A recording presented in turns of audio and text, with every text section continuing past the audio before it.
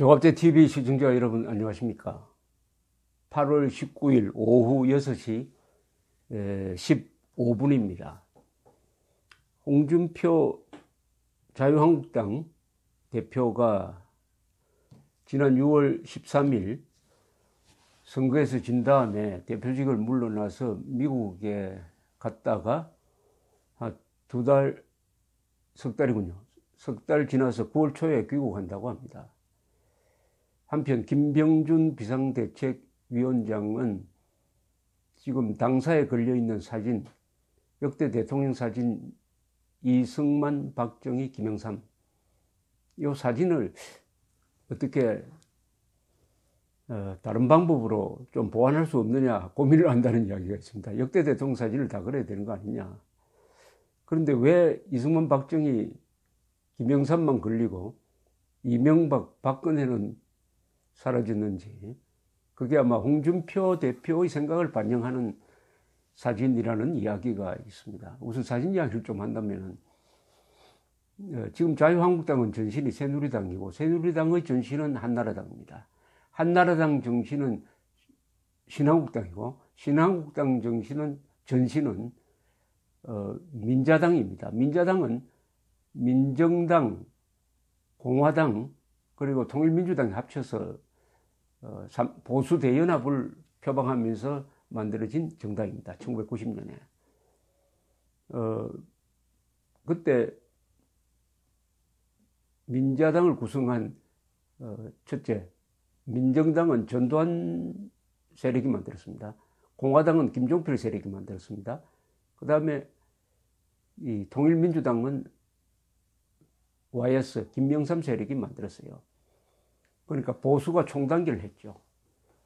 그게 1990년 초의 상황이고, 이 보수 대동단결의 힘을 딛고 1992년 대통령 선거에서 김영삼 후보가 200만 표 차이로 김대중을 꺾고 대통령이 되었습니다. 문제는 김영삼 후보가 대통령이 된 다음에 이 보수 대연합 구도를 스스로 깨버렸습니다. 역사관으로서. 자신만 민주주의다. 그리고 이승만, 박정희는 인정할 수 없다. 이래가지고 뿔뿔이 흩어지고 말았습니다. 맨 먼저 1995년에 김종필의 세력이 이탈해가지고 충청도를 중심으로 해가지고 자민련을 만들었습니다. 그 다음에는 내분을 겪다가 이회창 후보가 대통령 후보가 되니까 이 친-YS 계통의 이인재 세력이 이탈했습니다.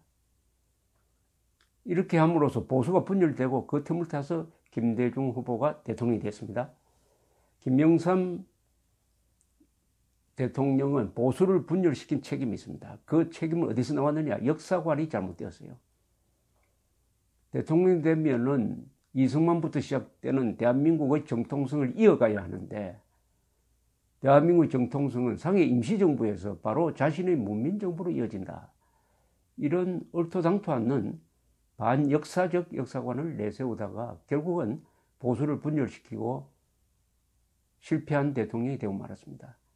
왜 실패하느냐 하면은 자신의 정치 세력이 아닌 이념적으로 다른 정치 세력에 권력을 넘겨주었다는 점에서 실패했다는 뜻이죠. 이렇게 본다면은 이승만, 박정희 그 자리에 김영삼이 꼭 들어가야 되느냐? 김영삼 들어간다면은 제가 말씀드린 이 족보에 맞춰가지고 이 족보, 그러니까 한국 보수 세력의 족보에 맞춰가지고 사진이 이승만, 박정희, 최규하, 전두환, 노태우, 김영삼, 그리고 이명박, 박근혜, 이 8사람이 들어가야 합니다. 보수 대통령이니까요. 또 그 당에서 만들어낸 대통령입니다. 말하자면 이승만, 박정희, 최규하를 빼면 이런 논쟁이 일어나고 있다는 것은 뭐 어떤 고민을 보여주는 것인데, 이 기회에 저는 자유한국당이 꼭 정리하고 넘어가야 될 몇 개가 있다고 생각합니다. 또 정리할 시간이 있습니다. 왜냐하면 총선을 2년이나 앞으로 앞두고 있습니다. 그렇다면 총선을 앞두고 허겁지겁 뭐 탈바꿈 하는 것은 그 누구의 눈에도 쇼로 비치니까 효과가 없는데, 지금은 진지하게 이 자유민주주의, 대한민국의 정통성, 그리고 이명박, 박근혜 구속된 두 분에 대한 입장 정리가 필요하다고 생각합니다. 구체적으로 말하면 두 개의 사건에 대한 입장 정리가 있어야 되겠죠. 즉 2016년에 당시에 새누리당에서 이른바 비박계라고 하는 사람들이 자당의 대통령을 탄핵하는데 앞장서 가지고 좌파와 손잡고 탄핵시킨 점입니다. 이 점은 역사적 과오입니다. 이념적 배신입니다. 그리고 또 하나, 홍준표 대표가 된 다음에 구속 상태에서 재판을 받고 있는 박근혜 전 대통령을 출당시켰어요.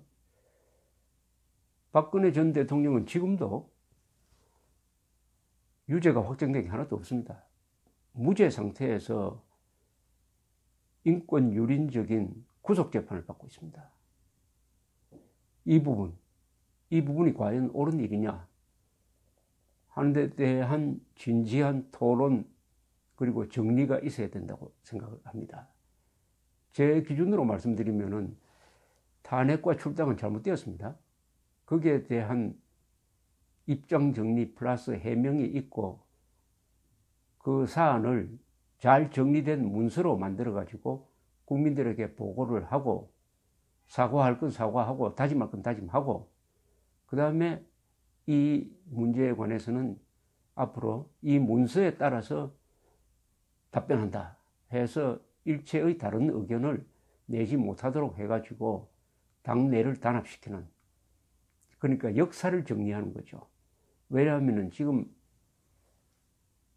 자유한국당의 뭐 친박, 비박 뭐 등등의 이 계파 싸움, 그리고 보수 이념이 진정으로 무엇인가에 대한 논쟁, 이런 게 다 탄핵과 출당과 연관되어 있습니다. 자유한국당 국회의원들은 서로 총질했던 사람들입니다. 서로가 서로를 총질했던 사람들이니까. 그리고 탄핵을 거치면서 정권을 잃어버리니까 그 감정의 골은 더 악화되었습니다. 더구나 그것이 보수 세력 전체에 영향을 주어가지고 보수를 분열시키고 말았습니다. 그러니까 보수가 박정희, 이승만을 존경하는 점에서는 같은데, 박근혜 비판 세력과 박근혜 옹호 세력으로 지금 갈라져 있습니다. 이 출발점이 바로 자유한국당의 내분에서 비롯되었습니다. 그럼 어떻게 정리를 해야 될 것이냐? 두 가지 정리가 필요합니다. 역사적 정리와, 그것은 이념적 역사적 정리가 하나 있어야 되고, 법률적 문제가 남아 있습니다. 법률적 문제를 먼저 말씀드리면은 이명박, 박근혜 두 사람이 지금 재판을 받고 있는 겁니다. 그럼 이 재판이 과연 공정한 것이냐에 대한 자유한국당의 입장이 있어야 됩니다. 지금 재판 과정에서 여러 가지 불합리하고 불공평한 점이 많이 나오고 있습니다. 특히 몸이 아픈 두 전직 대통령을 구속 재판을 하고 있는데도 불구하고 자유한국당이 거기에 대해서 단 한마디도 항의, 문제 제기도 하지 않고 있다는 것은 인간적 의리로나 법치주의를 신봉하는 점에서도 도저히 용서할 수 없는 비겁함입니다. 그리고 지금 두 사람을 엮는 것 중에 하나가 국정원의 자금을 뭐 썼다, 이건데 재판 과정에서 놀랍게도 그 전에도 그게 관행이었다 하는 이런 재판 결과가 나왔는데, 판단이 나왔는데도 이명박 박근혜 두 사람을 변호하려고 일체 시도를 하지 않고 있습니다.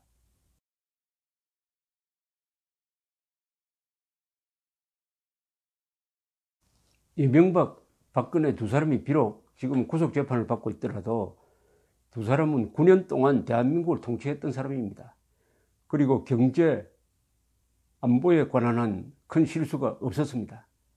더구나 이명박 대통령은 2008년 세계적 금융위기 때 대한민국을 가장 잘 운영하면서 위기 극복을 세계적으로도 가장 잘한 공이 있습니다. 박근혜 대통령 또한 안보 문제에 대해서 엄정한 자세를 취했던 것입니다. 두 사람이 다 문제가 있었던 것은 사실이지만 그게 그분들의 국정 통치를 다 무효화시킬 정도는 절대 아닙니다. 07 과삼은 됩니다. 최소한 해도.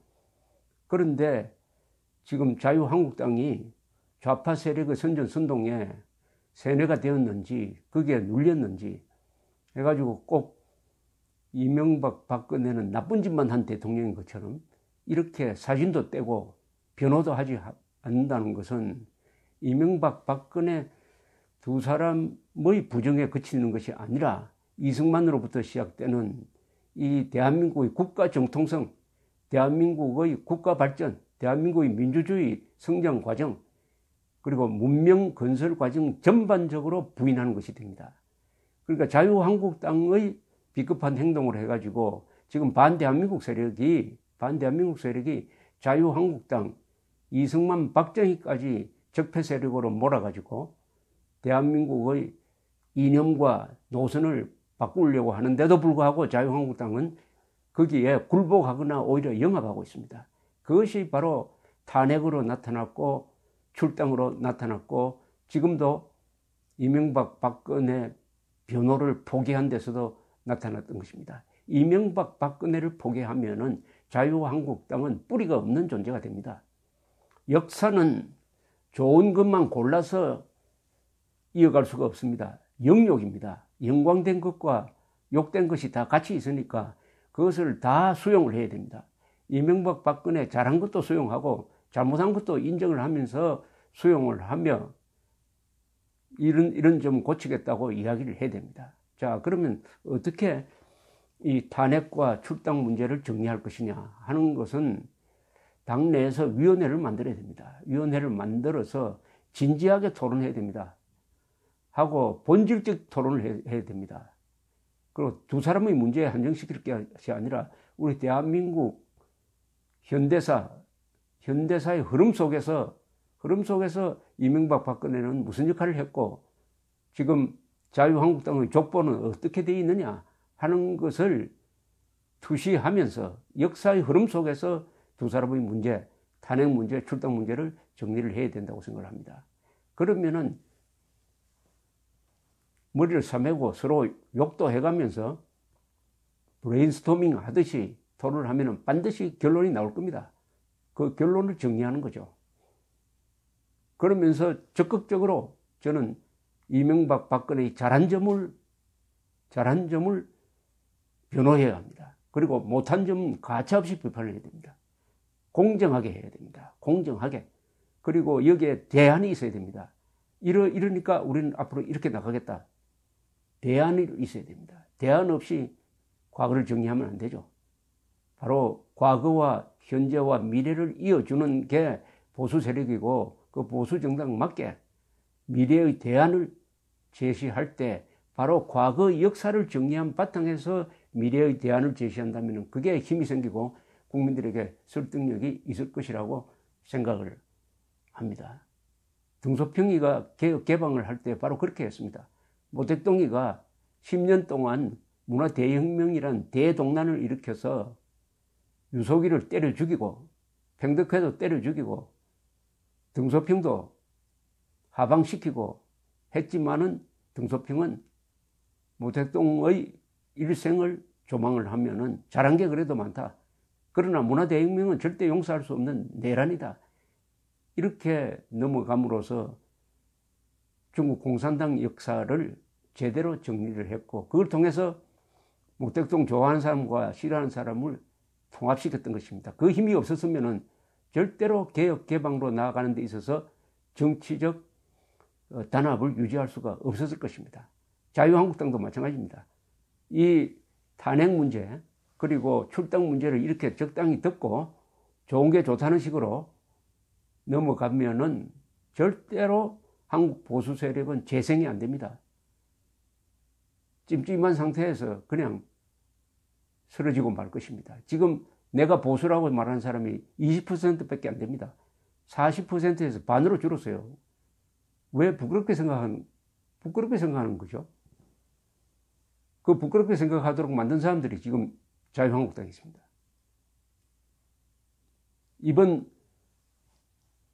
건국 70주년 행사 때 자유한국당이 독자적으로 건국기념 행사를 하지 않는 게 바로 지금 이 당의 치명적 약점, 과오죠. 탄핵과 출당에 대한 정리가 안 된 상태에서 내부 단결이 안 되고 그러다 보니까 국민들 앞에서 떳떳하게 나설 수가 없으니까 그렇게 중요한 진정 보수 세력이라면은, 진정 대한민국 정통 세력이라면은 절대 놓쳐서는 안 되는 건국 70주년 행사를 이런 식으로 후송하고 말았던 것입니다. 탄핵과 출당에 대한 진지한 토론, 반성, 정리, 그리고 대국민 보호가 있기를 바랍니다. 지금이 적기입니다. 지금 하지 않으면 영원히 보수를 통합시킬 수도 없습니다. 과거를 투명하게 반성하고 용서를 구하고 앞으로 열심히 하겠다고 하는 그 자세가 바로, 그 겸허한 자세가 바로 국민들의 마음을 얻는 출발점이 되는 것입니다. 덮어서는 안 됩니다. 정리를 하십시오. 감사합니다.